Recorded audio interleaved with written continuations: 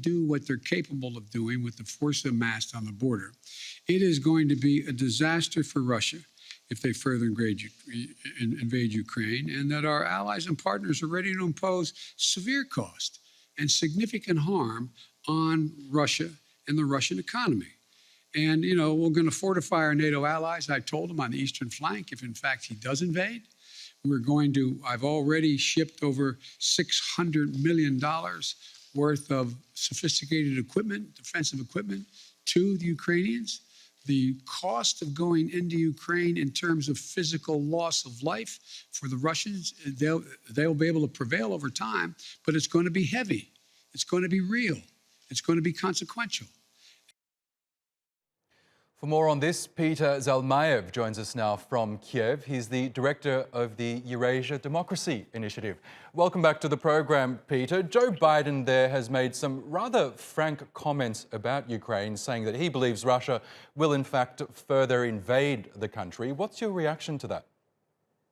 Well, he indeed made some frank comments and very unhelpful comments. You know, it's not the first time that Joe Biden would put foot in his mouth. The longer he speaks, the less helpful he gets. And this is happening while his Secretary of State, Anthony Blinken, is on a tour of European capitals. He was in Kiev yesterday. He's visiting with his colleagues, France, Britain, other European states today, and is planning to meet with Sergei Lavrov tomorrow. And I think the only message that he should deliver to Vladimir Putin in order for there to be a credible kind of a threat of repercussions for Russia's aggression against Ukraine is that of a unified front. By that I do not mean going into detail what those actions can be and should be, but they have to be a credible threat. And so far, the U.S. and U.K. have been doing quite well on that front. Already a decision has been made, and anti-tank